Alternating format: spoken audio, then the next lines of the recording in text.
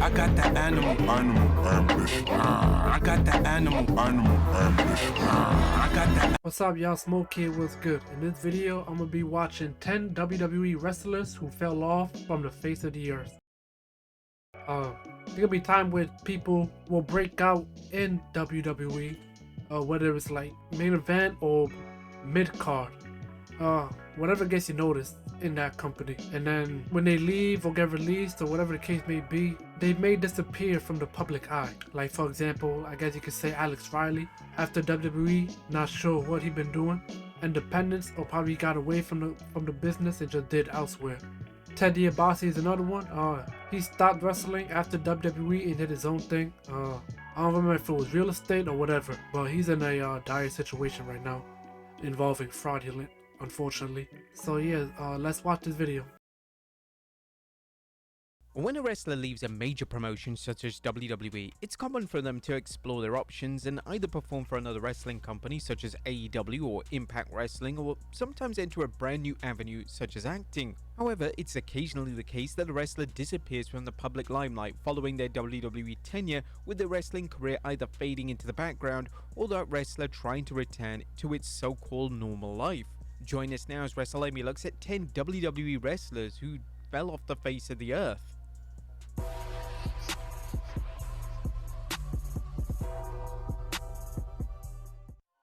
Be sure to subscribe and hit that notification bell for daily wrestling videos, and follow us on Facebook for exclusive lists. Also check out our new website, WrestleAmy.com. Number 10, Ezekiel Jackson. At one point in time, it looked like Ezekiel Jackson was going to be positioned as a top star in WWE. When the infamous faction known as the Core disbanded, Jackson was presented as one of the future stars of the company, and a subsequent Intercontinental title reign would follow. The problem was that Jackson struggled to connect to the audience, and despite WWE putting Jackson in a prominent position on WWE TV, unfortunately the fans just couldn't care less. Jackson would be released from WWE in 2014, yet he didn't immediately fall off the face of the earth. Following his WWE tenure coming to an end, Jackson had runs in both Impact Wrestling and Lucha Underground. Both of these respective runs were brief, and it was revealed in 2015 that Jackson has since retired and now opts to train wrestlers rather than compete himself. Number 9, Spike Dudley. Cool.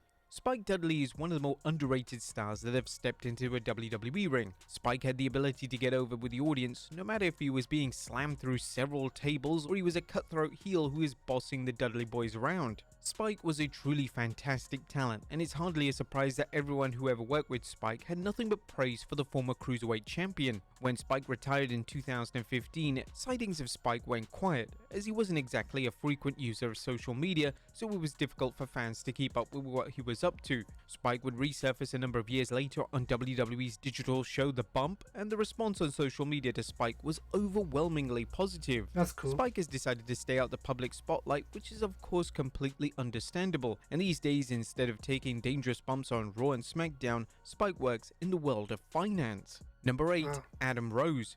WWE put a ton of resources into trying to make Adam Rose a huge deal. Rose would be given the gimmick of the leader of the Exotic Express, and whilst this gimmick was fun at first, after a couple of months it became increasingly tiresome. Rose would eventually be released in 2016, and he did very little following his release, and every time he resurfaced, it was always for something controversial. Notably in 2016, he decided to release a t-shirt with his mugshot on it, which completely baffled fans, and those fans who had stuck by Rose slowly began to distance themselves from him. A subsequent retirement would follow for Rose, and based on social media posts, it appears that Rose put all his efforts into getting into insane shape, and he looks a completely different human being these days. Number 7, Ahmed Johnson.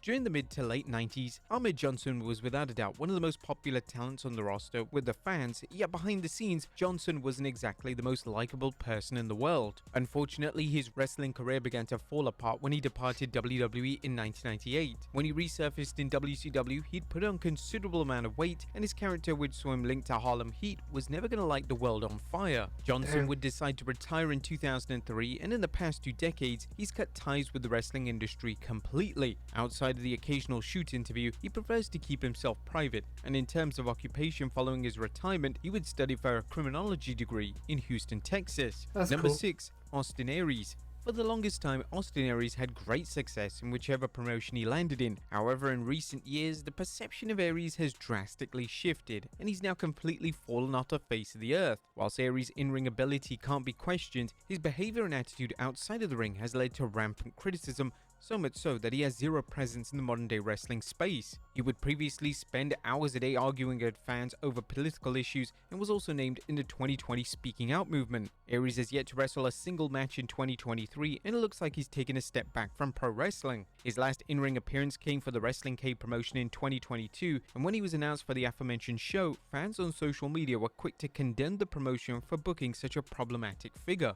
Number 5. Hardcore Holly. Hardcore Holly was a prominent fixture on WWE programming through multiple eras. He was involved in... I know after that tag team championship run, I was it. Yeah, the dude just left. He didn't know Generation, Attitude, Ruthless Aggression, and PG Era, and this is something that can never be taken away from the former Hardcore Champion. When Holly was released from WWE in 2009, which ended his 15-year career in the company, Holly still focused on wrestling, yet the majority of his work was in independent promotions, meaning little fanfare was met when it came to Holly's wrestling career post-WWE. In recent years, he's taken a step back from wrestling and he prefers to focus on his love for cars, and in 2013, he released his autobiography titled The Hardcore Truth. Holly made a rare podcast appearance on the Steve Austin Show in 2018 and reflected on his career, and he revealed that despite his age, he feels pretty good and he remains active. Number 4. Nathan Jones. When Nathan Jones decided to part ways with WWE in 2003, his wrestling career became virtually non-existent. Outside of a few indie shows, Jones ventured away from the wrestling industry, yet in 2008, there were plans for him to be part of the TNA roster. However, due to a serious injury, he never ended up competing for the popular promotion. Jones is probably now more known for his acting roles as opposed to his brief time as a WWE star. Jones has appeared in major movies such as Mortal Kombat and Hobbs and Shaw, and this is an avenue in which Jones is clearly excelling at, as the roles keep coming in for The Undertaker's former protege. Number 3. Mason Ryan. Most WWE fans like to label Mason Ryan as Batista 2.0, and it was a shame that his WWE career didn't go as planned, as Ryan was keen to work hard and get better in the ring. When he departed WWE, he decided to make a bold step outside of the box of pro wrestling, and the reason why fans don't hear when it showed that dude in the intro, I'm like, who's that? Like, wow, that's funny.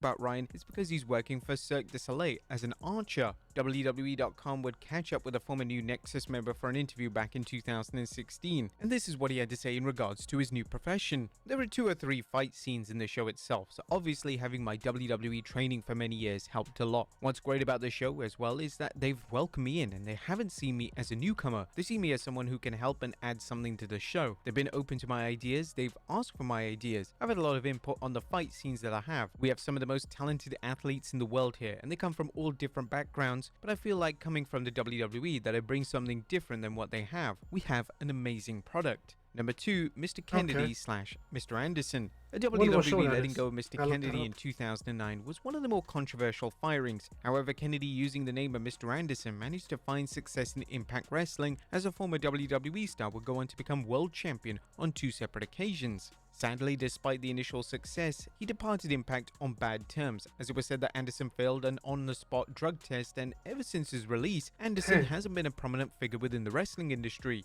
Since his release from Impact, Anderson has worked on the independent scene and even wrestled in NWA. Yet he's no longer the major attraction he once was during his days in WWE and Impact. It looks like Anderson is slowly fizzling out his days as an in-ring talent, as Anderson only wrestles on sporadic occasions and he prefers to train future wrestlers at his wrestling school, which is known as the Academy. And number 1, Ted I remember during an interview he had with Chris Van Vliet, Chris asked him if winning that world title in Impact Wrestling / TNA, if it fulfilled him during this time from WWE, like how he's supposed to win a world title, if that was like a defining moment.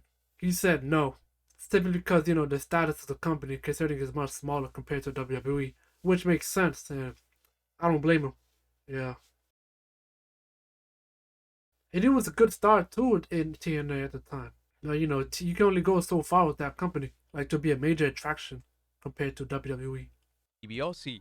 WWE's legacy stable was designed to make Ted DiBiase Jr. and Cody Rhodes main event stars in WWE. Unfortunately, when the stable disbanded, Rhodes became a popular star in the company, whereas DiBiase Jr. faded into the background and was eventually released from the company in 2013. Following his release, DiBiase would delve into the indie scene, yet in terms of his notoriety, it fell drastically, and it wasn't until 2023 in which his name would resurface. In April of 2023, the US Department of Justice released an official statement indicting DiBiase Jr. with 1 count of conspiracy to commit wire fraud, 6 counts of wire fraud, 2 counts of theft concerning programs receiving federal funds, and 4 counts of money laundering. As of this writing, DiBiase Jr. is facing a potential prison sentence that could total 185 years. Damn. But there you have it, folks. 10 WWE wrestlers who fell off the face of the earth. Be sure to leave a comment. He tried to get to the bag, but the bag wasn't trying to get to him. Damn. Wow. You know, obviously, nobody's gonna live to 185 years or 100 years, whatever. But to be sentenced like that, it's basically saying, you know, F you, you piece of garbage, you ain't worth jack. That's what that sentence is telling you, yo, for real. And it's a damn shame too. It's a damn shame. And in terms of his WWE career, you know, wasn't gonna go nowhere when he was using his dad's $1 million title for that. I don't know how long that was. So yeah, thank you guys for watching. Peace, I'm out.